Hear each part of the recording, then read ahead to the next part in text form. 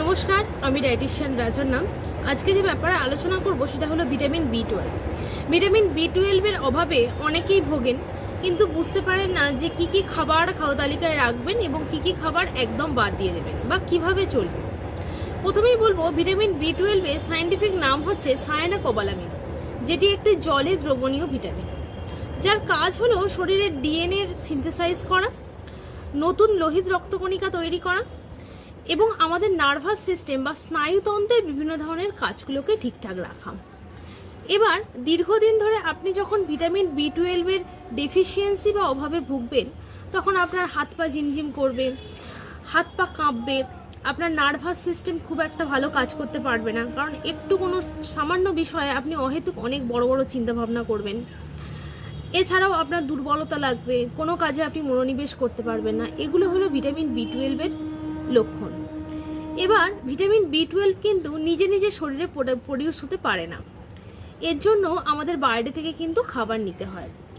অনেক পেশেন্ট আছে যাদের বাইরে থেকে খাবার নেওয়া সত্ত্বেও তাদের ভিটামিন বি12 লেভেল বাড়ছে না, সেক্ষেত্রে কিন্তু সাপ্লিমেন্ট সাজেস্ট করা হয়। তো আসুন জেনে নিই যে ভিটামিন বি12 উৎসগুলো কী কী। ভিটামিন বি12 উৎস হলো বিভিন্ন ধরনের অ্যানিম্যাল প্রোটিন।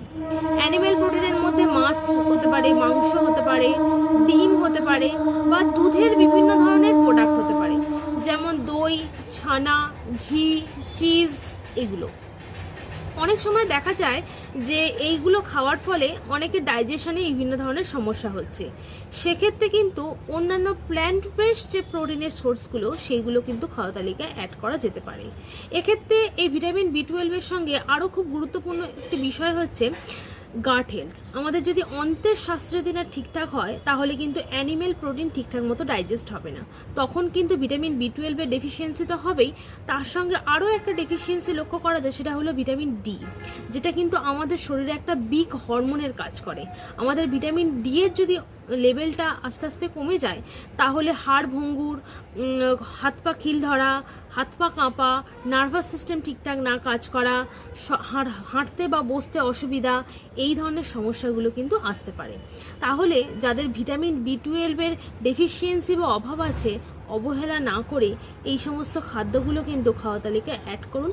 এছাড়াও বিভিন্ন ধরনের সিডস এবং নাটস অ্যাড করতে পারেন, যেমন ফ্ল্যাক্স হতে পারে, চিয়া সিডস হতে পারে, পামকিন সিডস এবং সানফ্লাওয়ার সিডস এবং আলমন্ড, বাদাম এবং ওয়ালনাট। এগুলো কিন্তু আপনারা নিজেদের খাওয়া তালিকায় অ্যাড করে দেখতে পারেন। আশা করছি ভালো রেজাল্ট পাবেন। ধন্যবাদ। আমার এই ভিডিওটি যদি ভালো লাগে তাহলে বন্ধুদের মধ্যে একটু শেয়ার করবেন এবং নিউট্রিশন বিষয়ে যদি আরও কিছু জানার থাকে, আমার ইউটিউব চ্যানেল